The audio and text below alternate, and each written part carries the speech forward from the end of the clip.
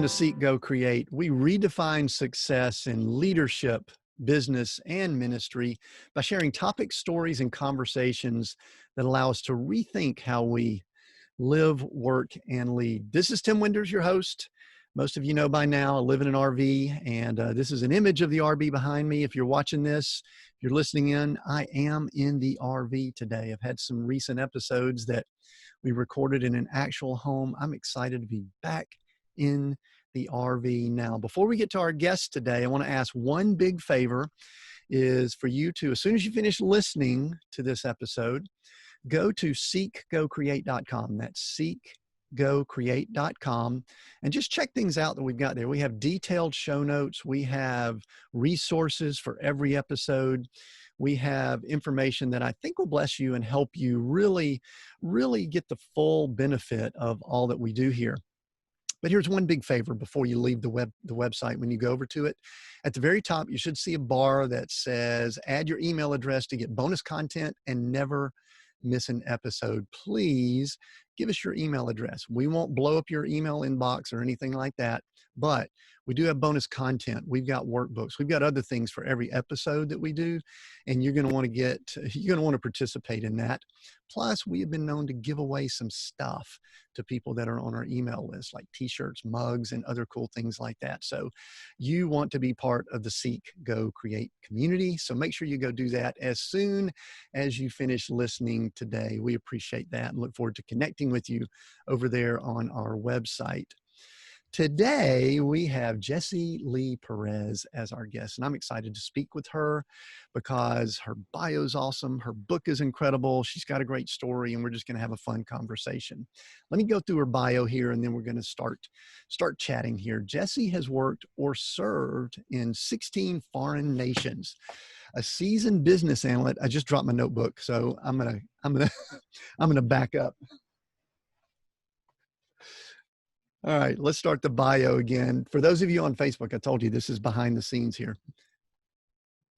Jessie has worked or served in 16 foreign nations, a seasoned business analyst with a strategic mindset. I love that word, strategic, and a flair for adventure. She has operated in such industries as international logistics, NASA atmospheric sciences. You've got some words that are really difficult to say there. Wow. Atmospheric logistics and cancer services. She holds a degree in global business from Regent University and is a certified facilitator of True Colors workshops and training. Jessie, welcome to Seek, Go, Create. Thank you so much. It's just a pleasure to be able to be on your show. Yeah, glad to have you here. So Jessie, my first question I like to ask, I gave you a little bit of prep for this, and that is, we bump into each other somewhere. Maybe we're able to get close to each other. Maybe we're not. Maybe we're 10 feet apart. And I just happen to ask what you do. So I don't know if it's your elevator pitch or whatever you want to call it. We're networking. What do you do? Let the audience know what you do. Absolutely. I am super passionate about helping people understand themselves and others through the design that God gave us, which is called our temperament. I use the analogy of colors to really kind of bring that out to a way that we can tangible understand. It's amazing when we understand ourselves, how we can start to understand how we relate to God, how we relate to others, and how it completely can transform our lives. Yeah, I love that. I love the thought of the temperament. I have been in the coaching world for now probably longer than I should admit, 30 plus years. And so I've been doing personality profiles, temperament studies, personality, all those things. So I loved reading the book, and we're going to get to that in just a moment. But there's something that I saw, I don't know if it was on your website or what, I don't know where I saw it, but I just really need to know what the connection is with you and the grand staircase on the Titanic. Did I see that right? I mean, you did. And is he like, here's a question. Can we verify this, or is this something that you could just say and we have to just trust you? Give us the story. So for Google's wise, you will have to trust me. But if you were to actually research it, you could verify it. So my great-great-grandfather on my father's mother's side, he actually was the carpenter that built the grand staircase on the Titanic. He had been an amazing carpenter in England, and he moved to the United States. And when they started building this, they actually said, he's the guy we want. And they called him back from the United States to come and to build the grand staircase. Wow. So any behind the scenes stories you have, any artifacts, or is it just something that was passed along down your family of that knowledge of that? It's passed along. My family is a great storyteller. I actually didn't find out this story until 4 years ago. So I was like, what? What have you been withholding from me? So, but yeah, it really was amazing. Apparently I had that great uncle who was a passenger on the Titanic and probably got the ticket from my great great grandfather having been the architect on that. So. Okay. So I've got to back up here and I'm kind of scrolling so that I could find it. There is a line in the bio that I read, the kind of our official bios and all, which they always sound awesome, right? You mentioned that you had a flair for adventure. Yes. Does the lineage going back to a connection to the Titanic have anything to do that? I know we're going to talk about temperaments in a little while and profiles and those things, but we also know that we have a spiritual lineage. We're going to discuss that, I believe. And then we also have our our DNA, our earthly DNA that we have, that I think all of those are mixed together. But is there something there with the Titanic and your flair for adventure maybe? Interestingly enough, I kind of think that I get pieces of who I am, I think does get passed down. And well, I can't for sure say that I will say that legend says in my family that all of his previous forefathers were bakers. And he decided he was not going to be a baker. And that's when he became a carpenter, and he mentored under a carpenter in the area and became a fantastic carpenter. So that's legend. We don't have verifiable proof of that. But I did also find out that through my mother's side lineage, and I just found this out on a recent trip, that a great grandfather, I guess 3 greats of mine, was actually a Jewish rabbi. And I was not even aware that I had a Jewish bloodline. So this has been kind of a time of discovery.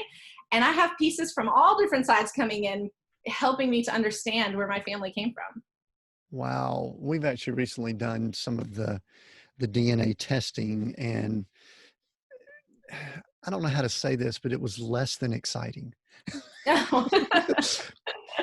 It was, we were kind of hoping for some exotic, lineage that led through, I don't know, Middle East, other places like that. Our people just hung out in Europe. Yeah. And, we even wondered, is there anything African continent? I mean, we could say this, I'm very, very white. And so, and then, our people never even went to other continents and all that. So, all right. So that's cool, but you've got that going on. And then there's this other thing in your bio that says you worked or served in 16 foreign nations. And as travelers ourselves and people that we kind of even call ourselves nomads, tell us about that, how that came to be and what that was like. Sure. Well, so I actually came to Christ when I was 26 years old. So some of my travels started prior to that and some of them afterwards. And it's neat to kind of be able to see some of the differences, but some of the similarities in how I still travel. So because I worked in international logistics, I was over all of the imports for North America, Central America, South America, and the West Indies. And with that, I had to speak Spanish pretty well. And so they would send me whenever we would deploy a new system to go train the users. And I would go to throughout Central America, and it was all the countries nobody wanted to go to for vacation, of course. I've never been to the vacation ones yet. I'm working on that. But I did get to go to some cool West Indian countries. Trinidad was actually my very first, which was very interesting. There's the Trinidad and Tobago, if you know the country. It's actually one country, 2 islands, 2 names. Well, when you go on vacation, you go to Tobago. I didn't get to go to Tobago. I went to Trinidad. Definitely not your vacation spot. But I also got to hit up Barbados, so that was cool. St. Lucia, different places. I still have amazing contacts in some of those, but I would work there for a week to 2 weeks at a time and then come back and then get ready to go train another one. So that was kind of how things got started. And then I ended up coming to know the Lord, and the ministry I was with was a great discipling ministry. And they said, hey, we're going to India. Is there anybody who wants to come? And I felt very strongly like, yeah, I need to go to India. And so got on that trip. It was the pastoral team and one other individual and myself. We stayed with a family there. We went and we did ministry with their youth convention that they had going on. People came from all different places, and I've been able to really keep a lot of those relationships, which was amazing. But I have to say, my most adventurous one that wasn't quite even put together as an adventure, but became one, was I went around the world, literally circumnavigated the world in 20 days, no cell phone, by myself with a backpack. And so, and a couple other suitcases. I learned to pack a little lighter. So I sponsor Child Through Compassion International, actually two, but one of which I sponsor in Indonesia.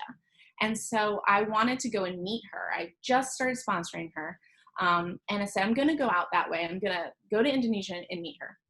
And so I had a friend who I had met while I was studying in Czech Republic during a period of time, and she was from Azerbaijan. So she happened to contact me and just before I was bought my tickets to Indonesia and say, hey, I'm getting married. Will you come to Azerbaijan and come to my wedding? And I was like, oh my gosh, I'm so honored. Yes, this would be amazing. Most people don't know a lot about what it takes to go to Azerbaijan, but as a US person, you can't just go.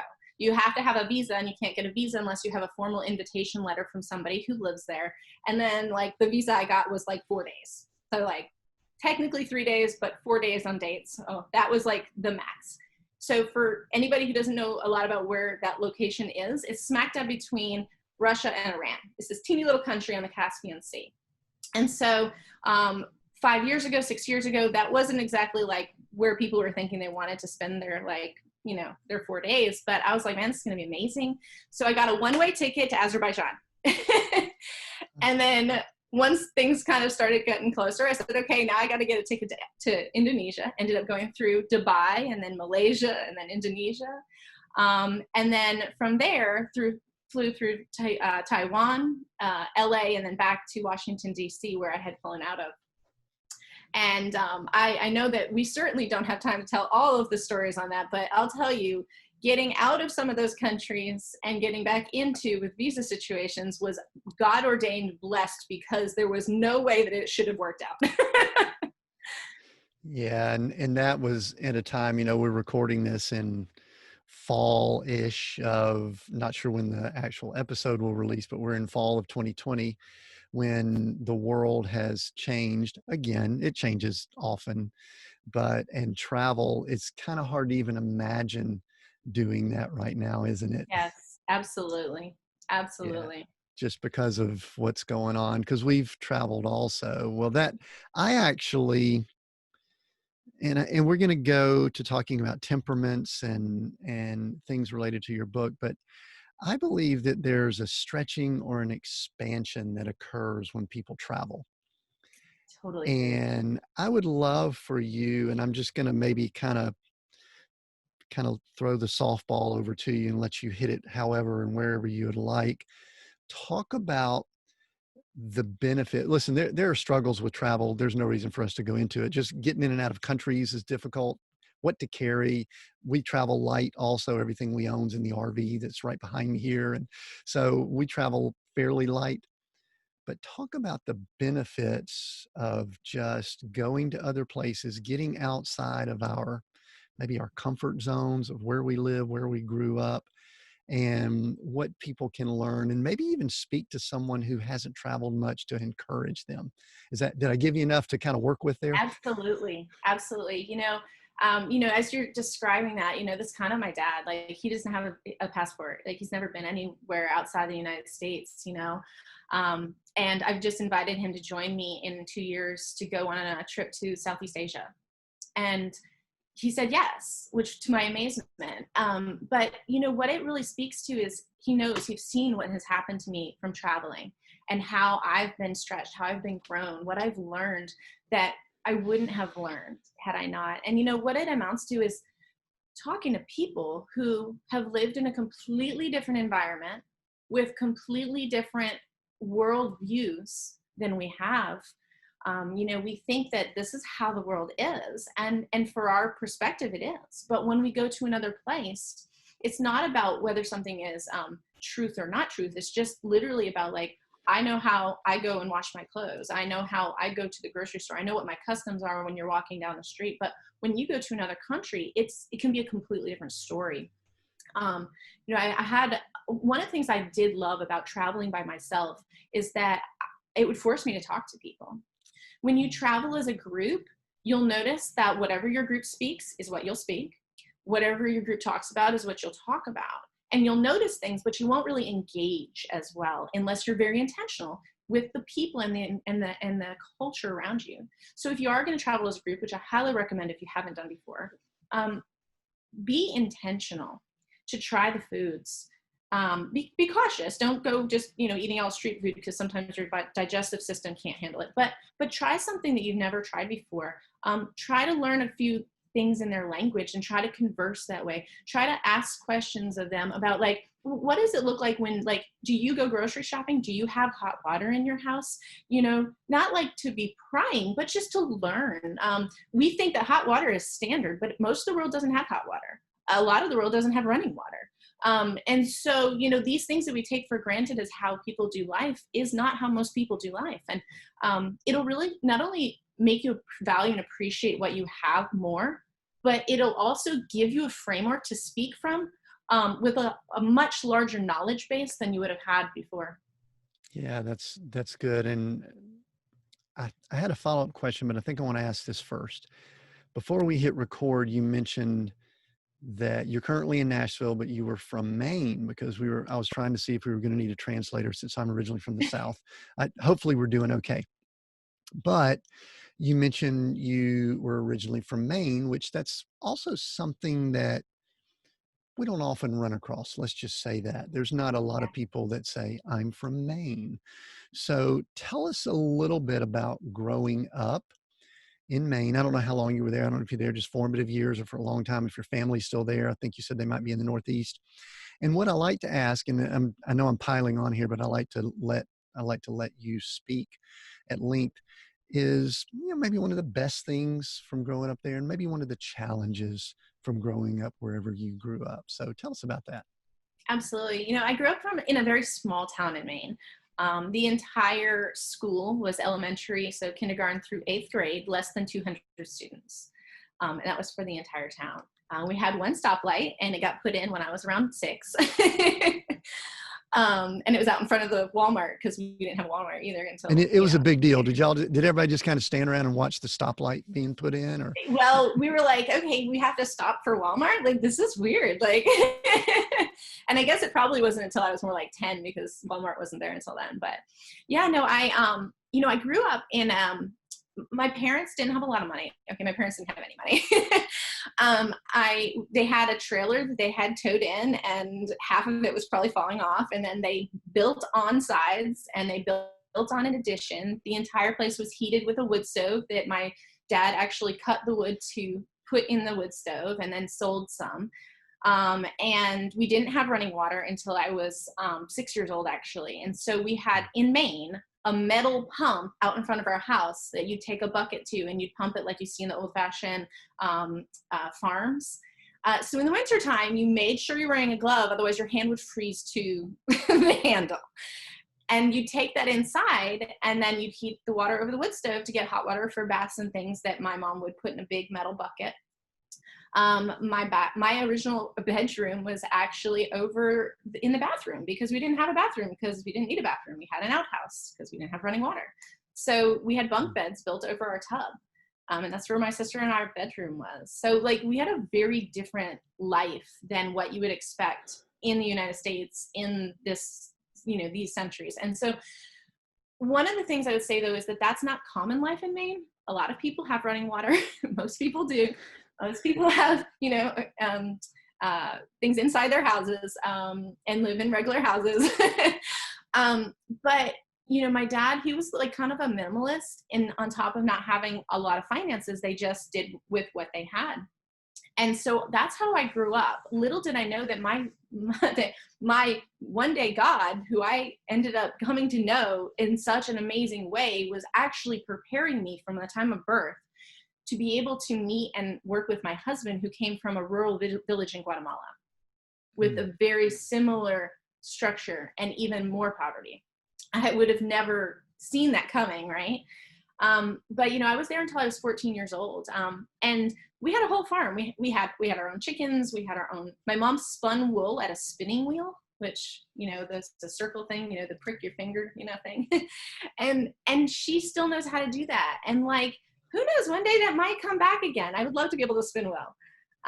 So those are great memories, even though it was probably trying times for my parents. But for me, that was just life. So I got older.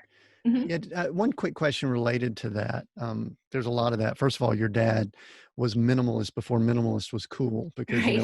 it's like minimalist is like a real thing now. Right. And but I'm always intrigued. It goes along with our kind of an underlying theme with our show, which is redefining success, especially first world success versus actual success versus whatever, however we define it. Because I know that the way we're raised many times can train us with how we interact with money and possessions. Mm-hmm.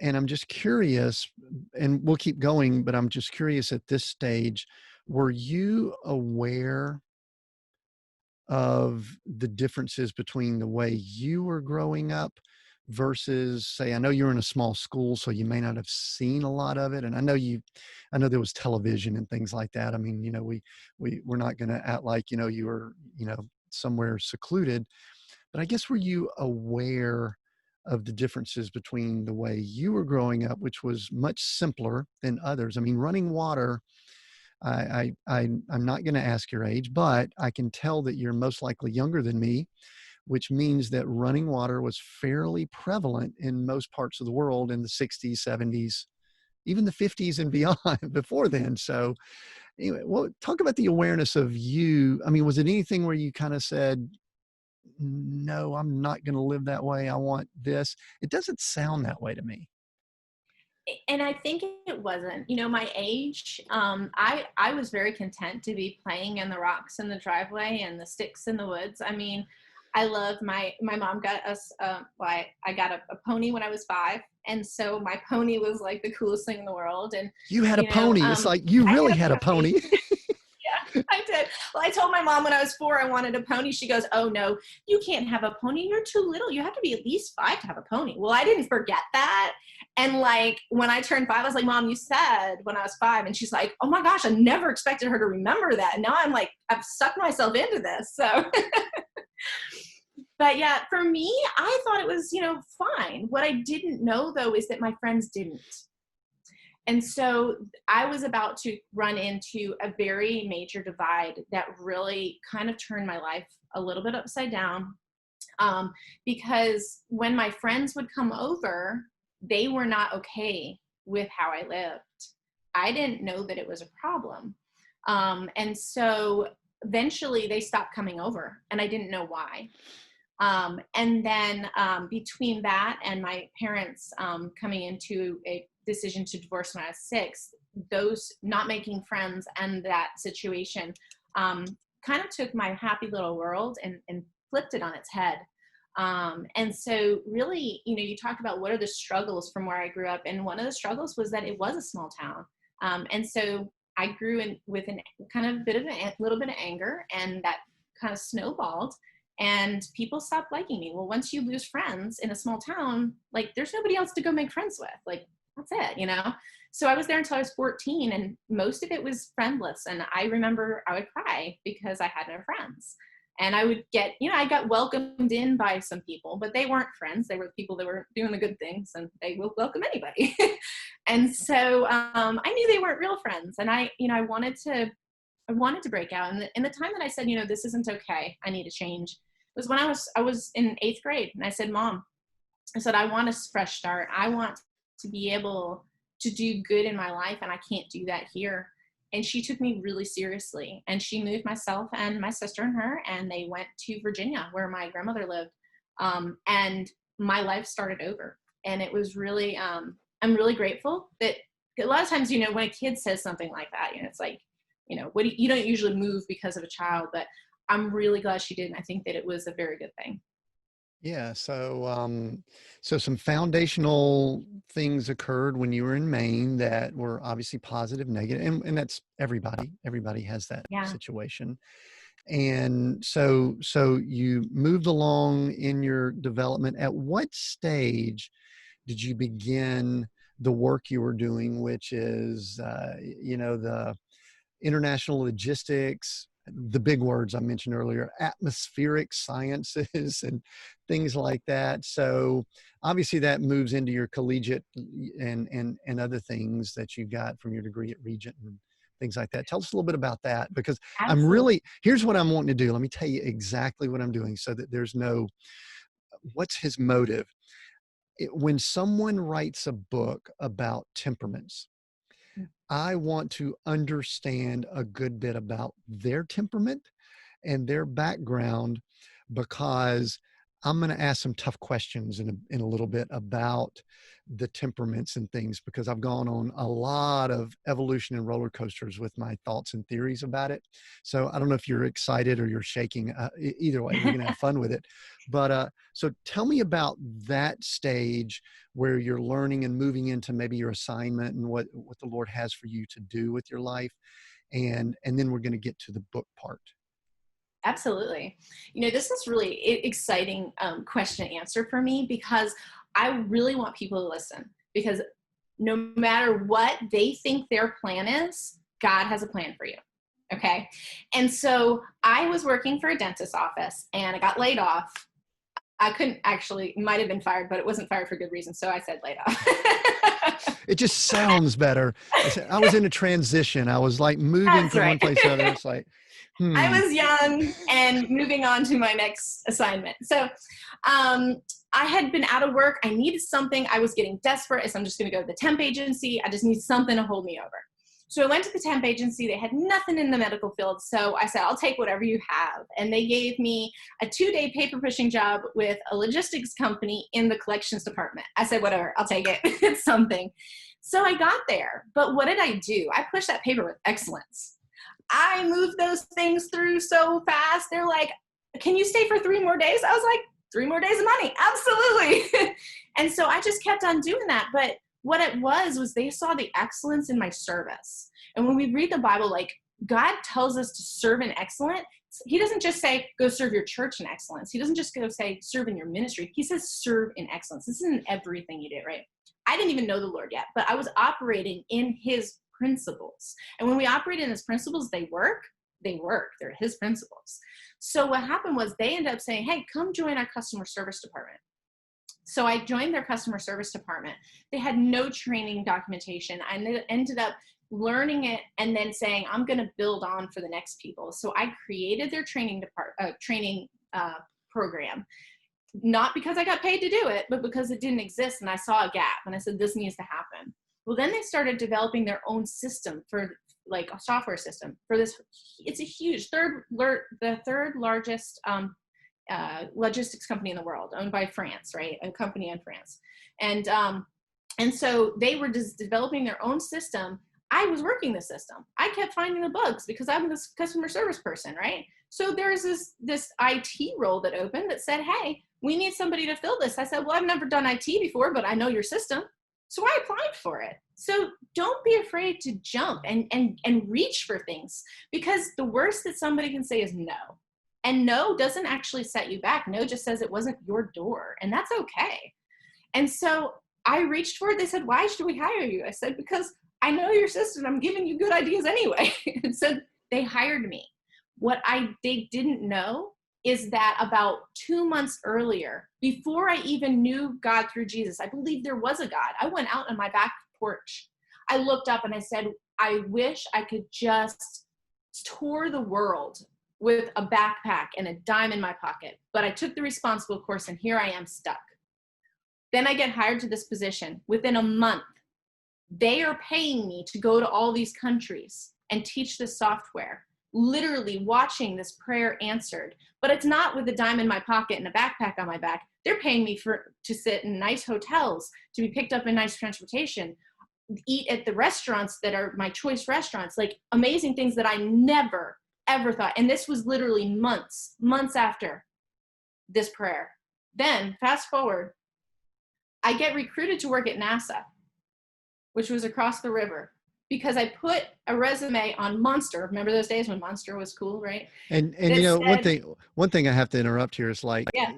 you know, you kind of just roll that off. You know, I got recruited to work at NASA, and it's kind of one of these things I'm kind of chuckling because, you know, these memes that go around, every great story starts with, you know, three guys walk into a bar, or, you know, a funny thing happened, or, hey, watch this. And then it's kind of like, I'm like ready for like, go. So I get recruited by NASA. All right, now continue. Thank you. But I put this resume out on Monster and I said, hey, I'll pick up technical writing assignments. I get called by the recruiters for the company that worked on the NASA campus for their work. I said, hey, we want you to write an operational document for us. I said, sure, no problem. So I go in, I'm ready to get the specs. That's this meeting, is to go get the specs for the document they want me to write. I walk in the door, I'm greeted by two people, and they say, hi, come on in.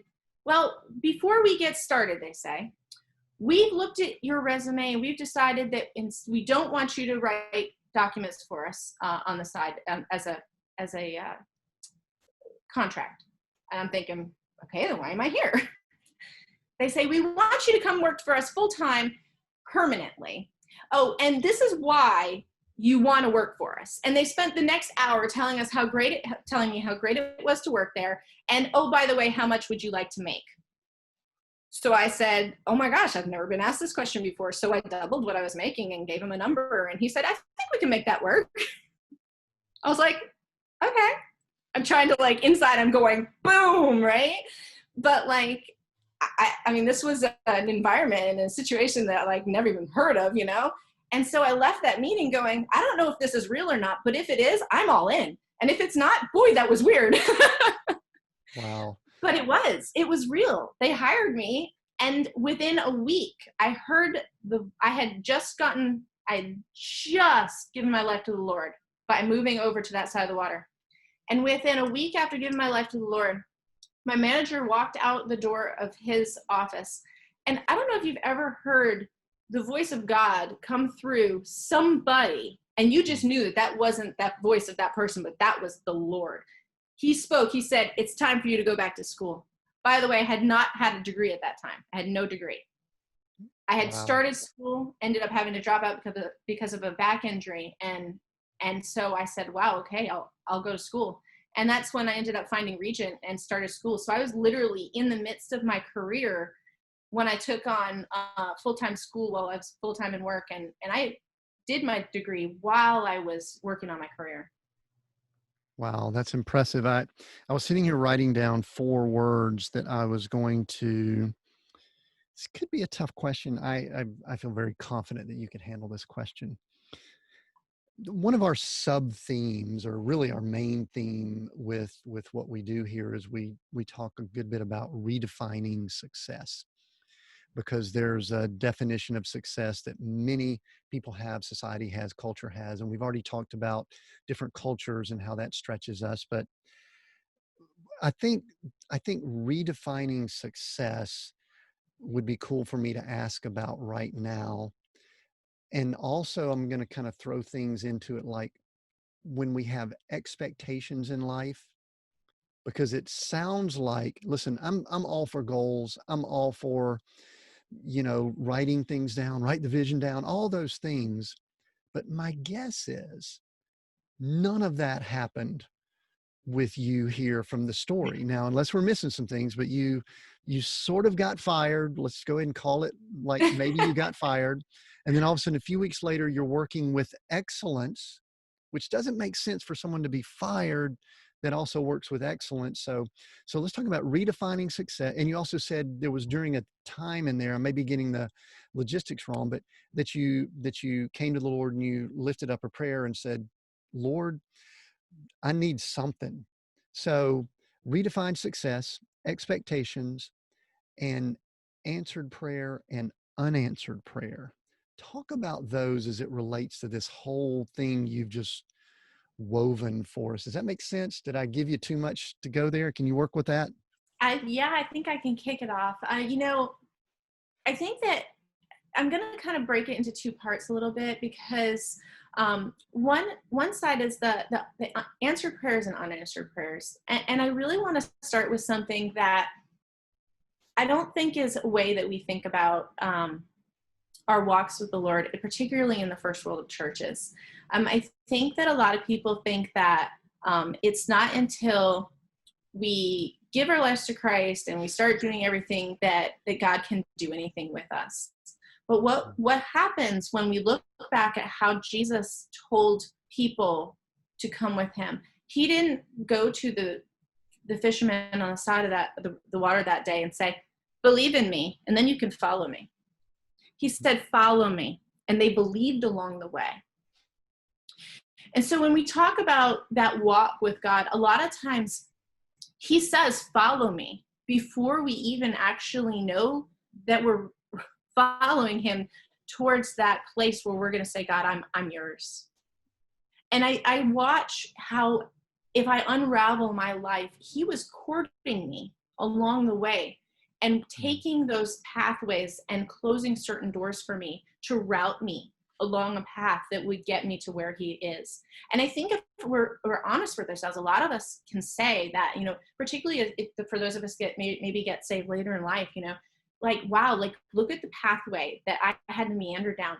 But if that door that I had prayed open had opened, I would have missed what I really was supposed to come towards, And so those unanswered prayers, if we already know the Lord, then we can already appreciate that, hey, if that door is not opening, like, this because he's got something else for me, When we don't know the Lord, everything's blind except for what we are in right now. There's no, like, I know the future thing, So before that, I was like, I had no idea that in 2 weeks, God had a door that was opening for me.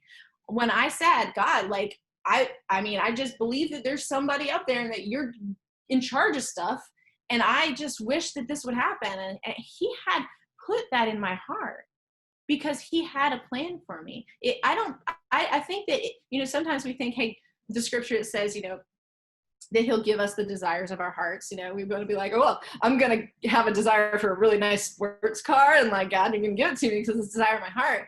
But I think if we look at that almost transverse to, he is the one that's going to give the desire into our heart and then manifest it, right? And so I've seen that so many times in little ways and a few big ways that I can't say for sure, but I would say, based on knowing him now and based on his patterns, that he put that prayer into my heart so that I'd watch him fulfill it. And that would draw me closer and closer to trusting him. Yeah, that's so good. I know that And it's almost like our heart becomes his heart. Yeah. And one quick thing before you finish, I think, because I like to give multiple part questions and you're about to get to the other part, which I appreciate, is I wrote down the word Peter when you said, he never said, believe in me. He said, follow me. And I wrote down Peter because Cephas, or Peter, we all know he followed for 3 years. And even then still had some issues beyond and was still working out his relationship with Christ and how he perceived and understood. And he was with him for 3 years. So we are all, thankfully there's mercy and there's grace. So, Amen. All right, now continue with the question. Sorry, I just wanted to interject because Peter came to my mind when you said that. Please. Thank you. Yeah, you asked about success, right? And you asked about kind of the definition and defining what that really means. And I think, I was interviewed on the radio many years ago, and the person was asking me about to share with the audience how important it was to have a degree. I felt really uncomfortable about that question because I didn't have a degree at the time, and I'm like, I know what you want me to say. I know I work at NASA, so that's cool. And you think I have a degree, but so I said, well, education is really important, because what I really intended by that statement was that we don't get all of our education from college. We get our education from school, but also from life experience. We get it from failures. We get it from successes. We get it from what we read online. We get it from what we hear on the radio. Our education is actually poured into us. And then what we go seek is an additional portion of that. And so educating ourselves is so important. Like, the one thing that I live by is never stop learning, because there's so much that no matter how much we continue to learn, there's still more to learn. And the more that we can understand, the more that we can be a resource for people, and that connects us to people. And connecting to people is something I know we're going to talk a lot about. And so when it comes to success, you know, my success will certainly not be somebody else's success, because we're on different paths. But can I look back and say that I have taken every opportunity that I believe I was supposed to take? If the answer is yes, I'm closer to success. Can I look back and say I have helped the people I feel like I was supposed to help? If my answer is yes, I feel like I'm closer to success. If I look back on my life though, and I feel it's empty, I've missed all the opportunities that I think I should have taken, I haven't reached out and helped the people that I think I should have helped, like, there's a big deficit of success there. And I don't care how much money somebody has or how much education somebody has. If they don't feel like they have gone out and done the things that have been presented to them that they were supposed to do, that's a deficit of success, in my opinion. Yeah, that's good. Thank you. Thank you for sharing that. I hadn't originally planned to ask that. Actually, there's very few questions that I've asked so far that I plan to ask. So we're on a roll here. Let's do this. There's so many things that I was going to ask, but I want to get to color by design, because there were 3 words that jumped out at me when I was reading something about you: camels, canoes, and culinary. Did you notice what I did there, putting those together there? So can you say a quick sentence or two before we move into we got camels, canoes, culinary, and color. So let me go ahead and tie all of that together. So that'll be our order here real quick. Hit it and let's move forward. Absolutely. So I kind of lived at a zoo for a very short time when I was a kid, and there was a camel named Jericho. Wait, hold on, stop. You can't just say I sort of lived at a zoo. That's like, and so, NASA, I can't, that's like, what do you mean you sort of lived at a zoo? So my mom had a long-term relationship with the zoo manager who lived in an apartment there. So I spent a lot of time at the zoo. And so I didn't ever think of myself as a camel person. And it wasn't until after I became a camel person that somebody randomly mailed me a picture of me and the camel from that zoo. And I was like, oh my gosh, it was meant to be. So I kind of love camels. Okay. So I really love camels in a really, don't worry, it's not like a weird thing, but I love camels. Like how you love your best favorite cat or dog. That's how I love camels. So I just want to snuggle them. And so this has not been my life's thing, right? This actually didn't happen until 4 years ago. I was on a road trip with my 2 kids. I took them to this random zoo off 81, and there was 4 camels. The crazy thing was my kids were deathly afraid of the goats, wouldn't go near them. But when we got to the camels, they were all about it and touching them, and I'm like, oh my gosh. And I fell in love with camels in that moment, and it never left. I think it's a God thing. I'll probably have a camel farm one day, who knows?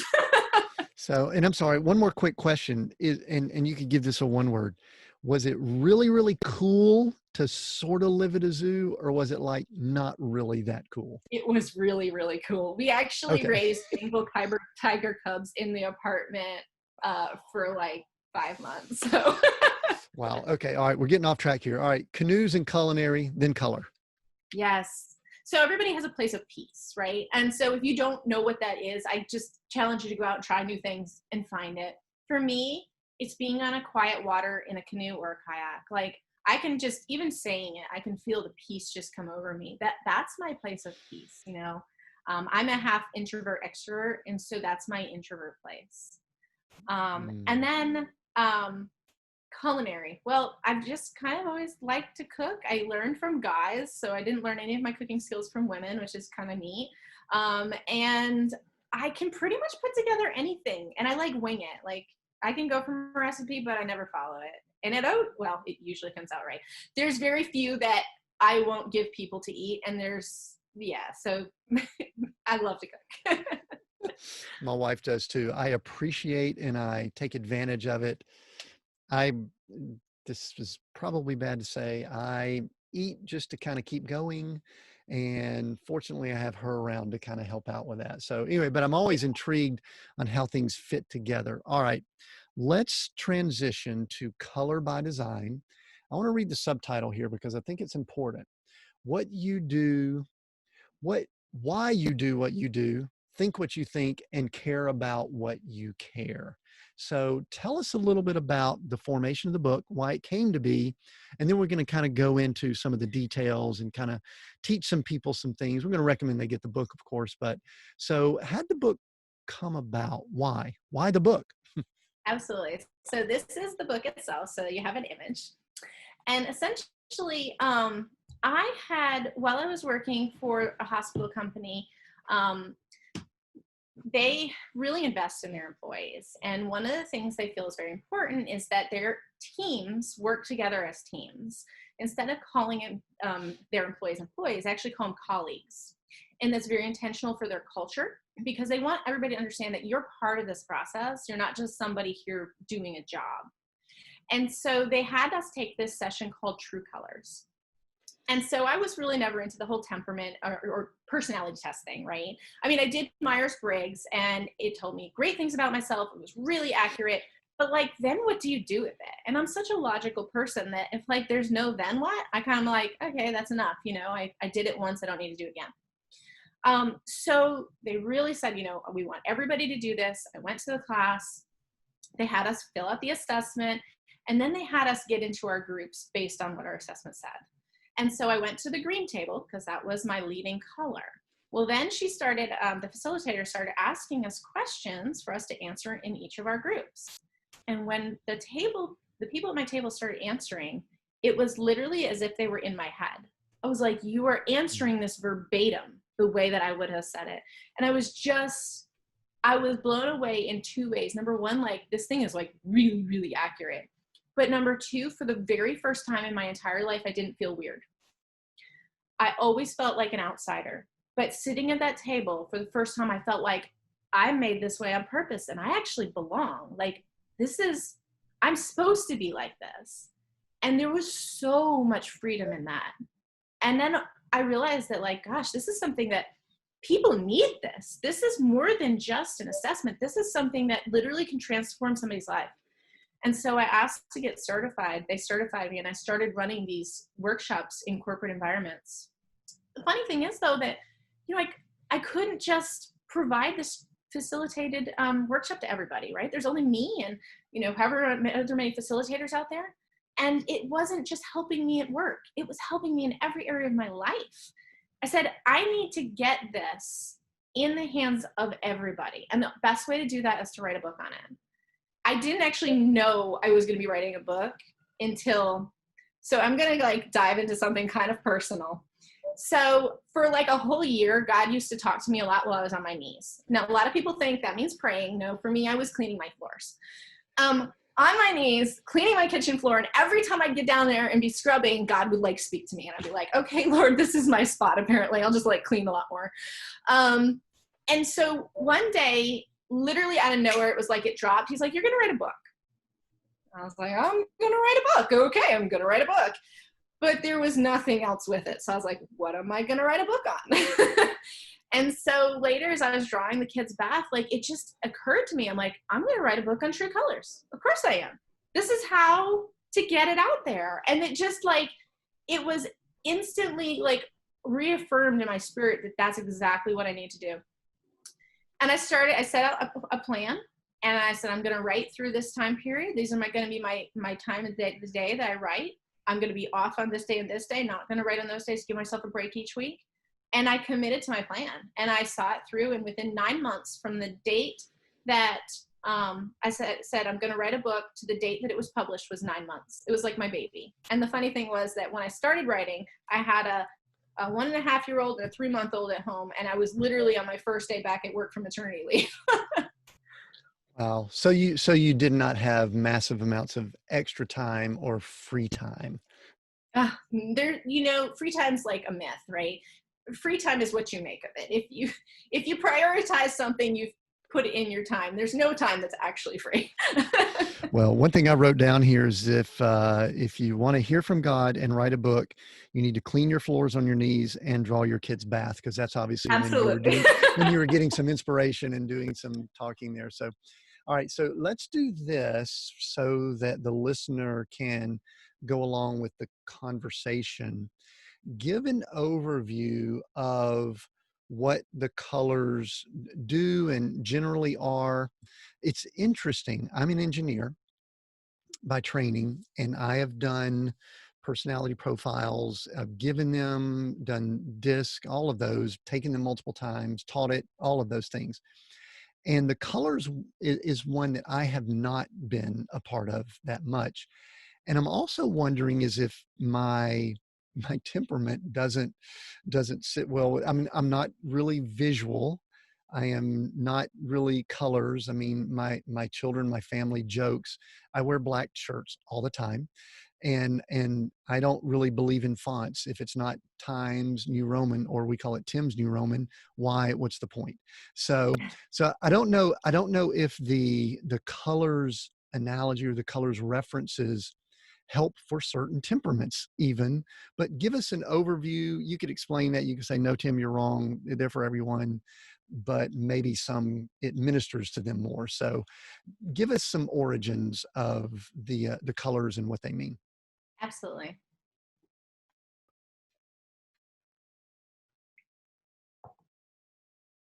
So when it comes to the colors, kind of just giving a background, like the science behind this, and it's true science.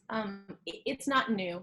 It really goes back all the way. A lot of people are familiar with Myers-Briggs. It's kind of a middle of the road. It's like the science had been done for a while. They came out with that, and then there's more science, right? And so things like you mentioned DISC, and there's a number of other ones. These all come from the same science. And so if it's applied right, and there's not any nuances in the language and how it's administered, they can give you an accurate result. The biggest difference, though, that when we break into the true colors, the colors piece, is that what do you do once you get the assessment? What do you do with that? And that's what I loved about this. So I'm going to break it down to 4 colors. Okay, so it's blue, green, orange, and gold. And so each one of these colors has a particular set of attributes and things that people, how they think, why they do things, their motivations, their needs. What is very important to understand is that no person is a single color. Everybody is a spectrum of colors, but you're going to lead with the brightest color. You're going to have your primary influencing color. Your next influencing color may be up front and be very much an influencing color, or maybe way down the spectrum, which means it doesn't influence as strongly. And then you're going to have your palest color, which you kind of got to dig to be able to like do something with.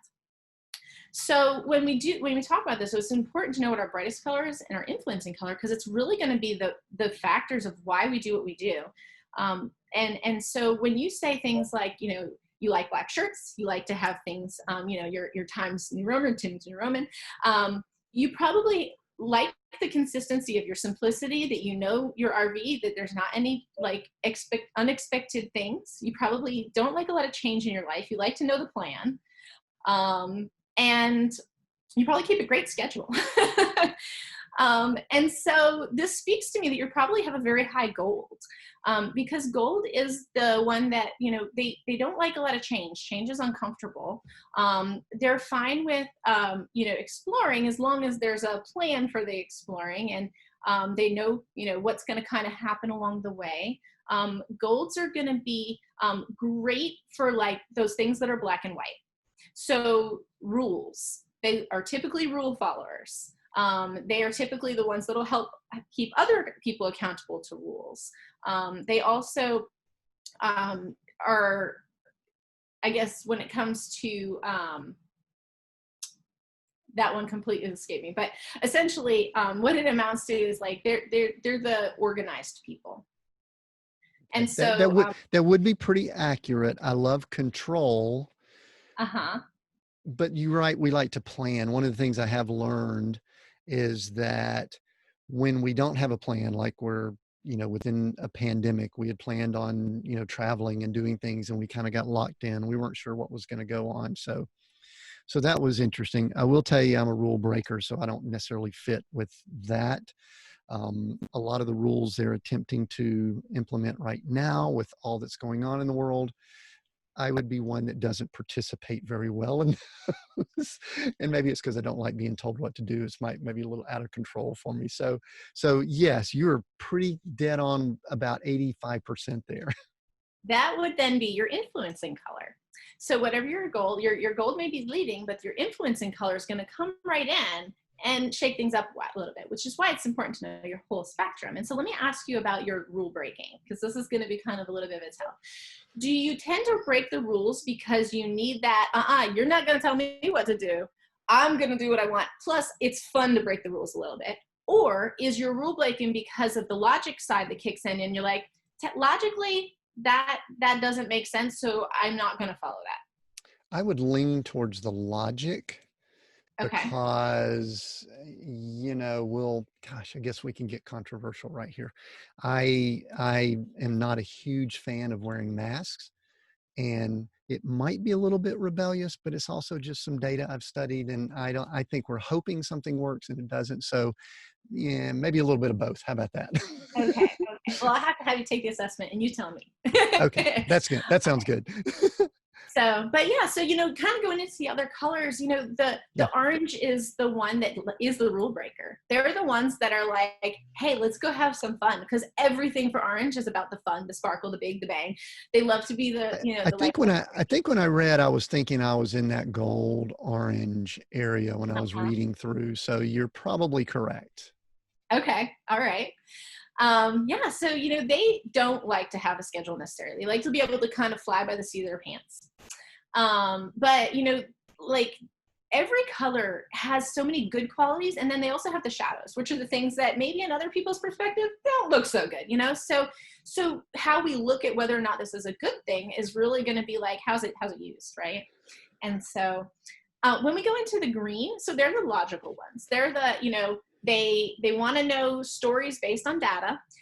They want to understand kind of the big picture of things, be able to break that down into the parts. They want to know the data, but they don't want to get too deep into it. That stresses them out. They need to be at the higher level data. They'll dive in just enough to know it, but then get right back out.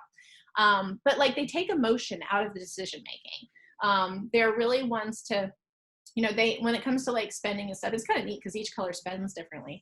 But when it comes to spending, they're fine with spending a little bit of money for something that's a good quality, but they're not going to go spend even like smaller amounts of money on something that's kind of, going to break and not any good.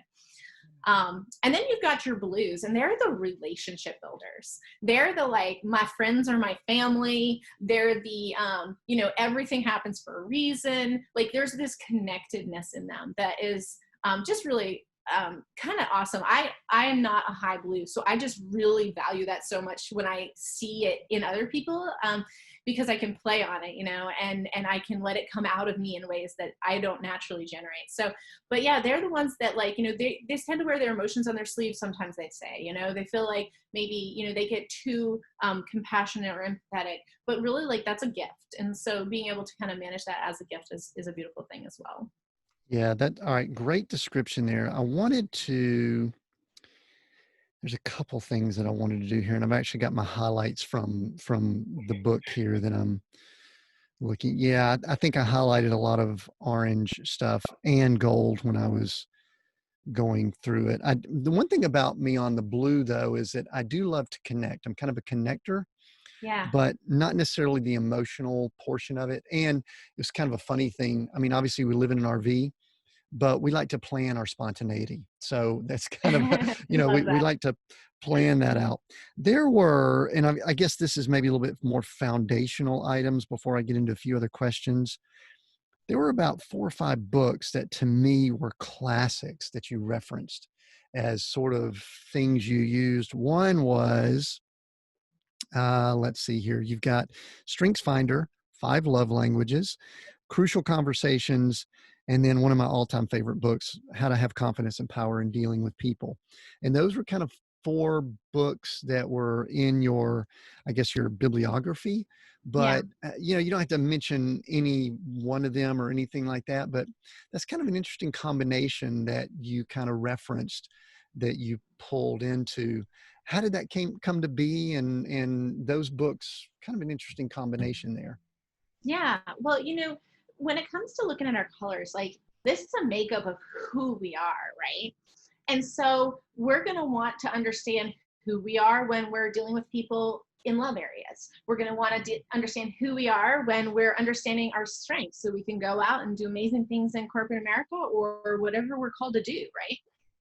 We want to understand for like when we're talking with people, the colors is really about who we are, and who we are is about how we communicate. And so when we're communicating, being able to communicate in a way that the other person from another color spectrum can receive that is really, really important. So when we know our colors, we know their colors, then we can apply the lessons from these other books in much more powerful ways than we can do without understanding our colors first. Yeah, that's good. I love all those books. We'll probably include in the notes too. But all right, so I did an interview. I think it released back in June with Dr. Benjamin Hardy, and he wrote something that kind of irritated me. He had a book called Personality Isn't Permanent, and he basically was blasting all of I call them temperament or personality profiles.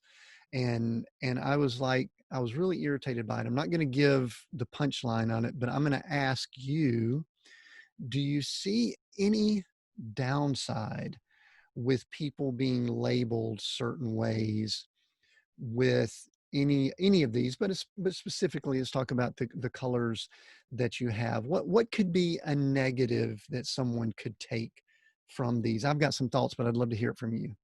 Yeah, I think the first part, and this is with any knowledge, not just colors, when you know it just enough to be dangerous.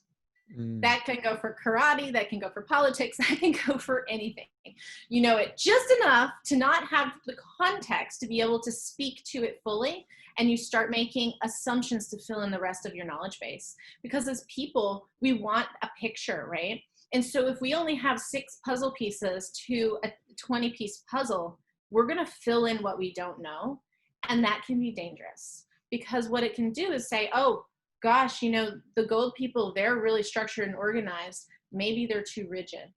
Well, you don't have the context of the rest of who they are and what they do and what their influencing color is and how you need that in your life because you don't have that. And look at this huge gap you have right here that if you work with them, you guys are going to be so much better together, right? And so when we understand what colors is really all about, it's all about relationships. It's all about how do I work with who I am?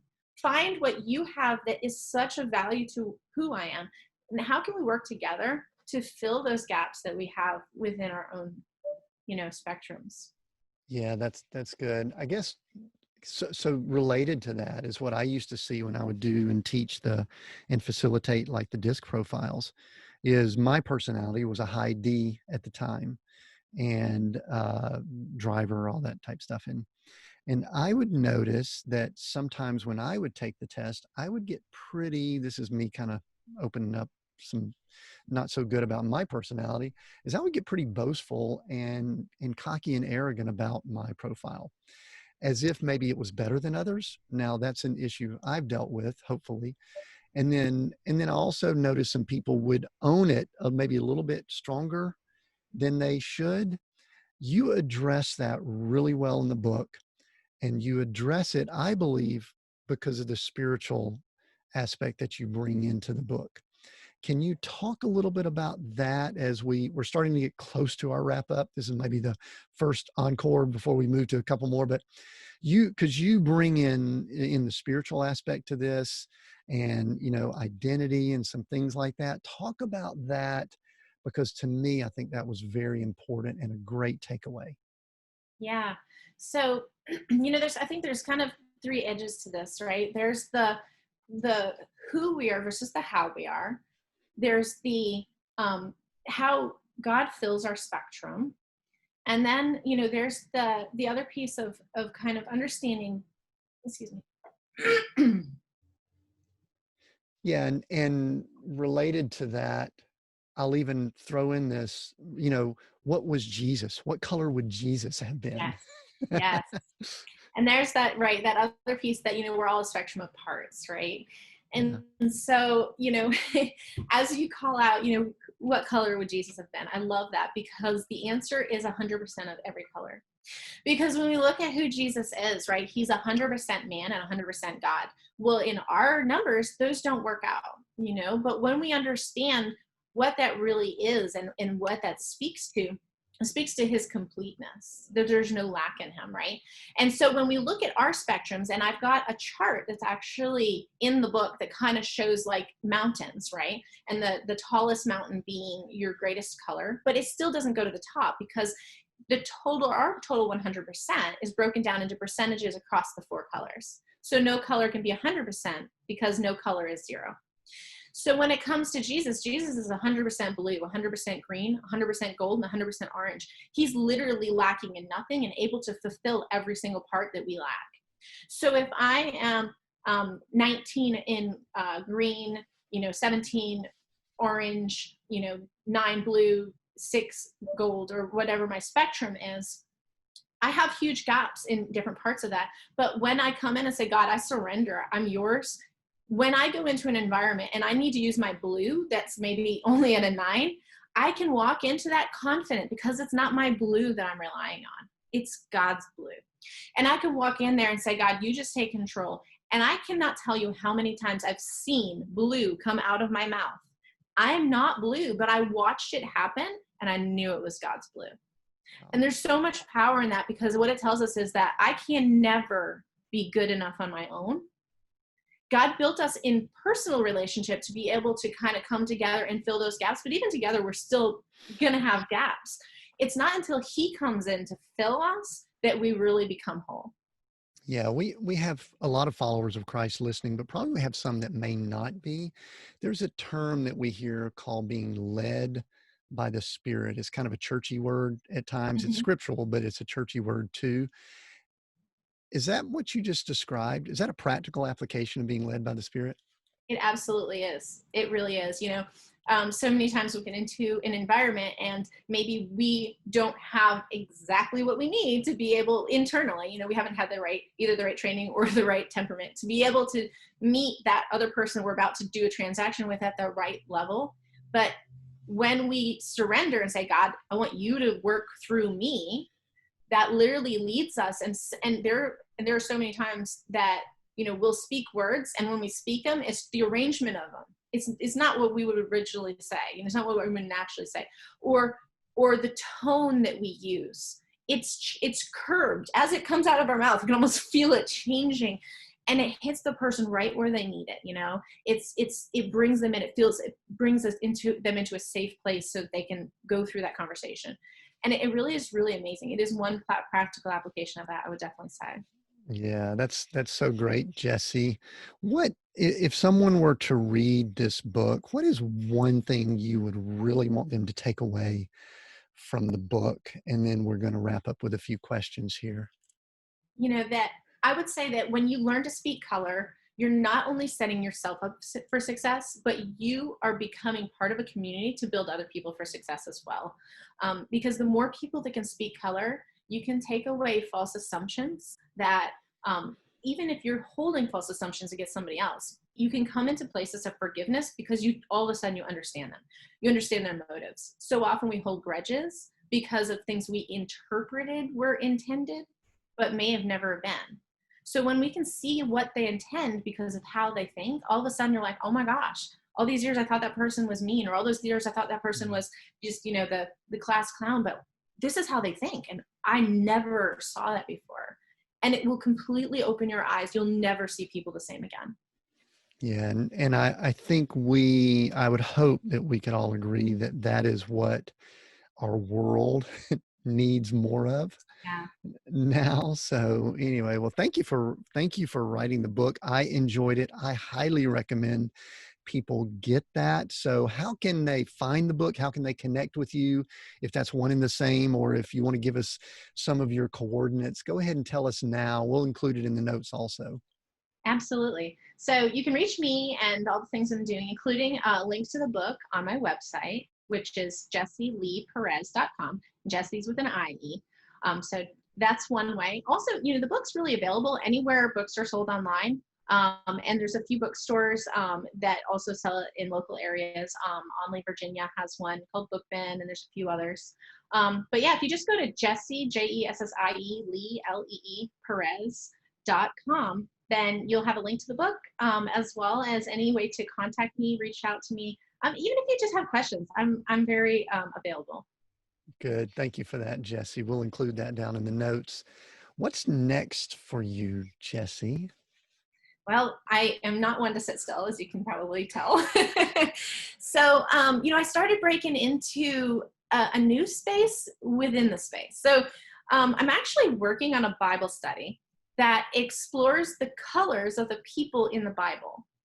And so I really think this is important because, we do so many Bible studies, or there's so many Bible studies available, and, we pick different ones because of different reasons. But what I really believe that this can bring that I have never seen in a Bible study before is the temperament exploration of the people in the Bible. And the reason I think that's important is because when we come to understand them at a more personal level, we can connect and relate to them in ways that bring the reading of the text into a much more intimate space. And all of a sudden, it's like, wow, I'm connected to that person instead of just being a name that I'm reading in a group of text about Jesus. But there's these people interacted with him. He worked with them. He worked through them. Some of the things they did were really bad. Some of the things they did were really good. And some of the things were in the middle, and it was just their story. But when we come to know them as a person and not just a name in a book, it completely opens up the Bible in a new way to us. Wow. So when can we expect that? When's that coming? So, Put a little pressure on you. You sound like when you decide. So when's it coming out? It's true. And I actually don't have the definitive date, but I am looking at the spring of next year. And so I'm hoping that we should have something available in at least an electronic form by spring. Excellent. So that would be spring, depending on when people are listening, spring of 2021, I'm That's guessing, right. which in some ways seems like forever, but it'll probably be clicking along and be here soon. That's great. The title of our show is Seek, Go, Create. Jessie, 3 words there. We always like to wrap up by asking which one of those words resonates the most with you and why? I would definitely have to say seek. As I said earlier, I am a lifetime learner. I highly, just support and value the growth that when we seek into something, what it can bring. And the Lord tells us to seek him. And the greatest thing that has ever happened to me is to truly seek the Lord. And so that word stands out the most. Yeah, I like that too. So Jessie, thank you for joining us on the show, on the podcast today. I really appreciate you taking the time. I know the audience, the one listening, definitely enjoyed this also, and hopeful that they're able to go pick up the book. If you're listening and would like to continue the conversation, we encourage and welcome that. As we mentioned at the beginning, go to seekgocreate.com to comment on the episode post, contact us there. You could visit the site, give us your best email, like I said, and you'll never miss an episode. And you'll also be able to take advantage of bonuses and giveaways. You can also find us and communicate on Facebook, LinkedIn, Twitter, and Instagram. All of those places we are Seek, Go, Create. Thank you again for joining us. We look forward to connecting with you on the Seek, Go, Create podcast in the near future.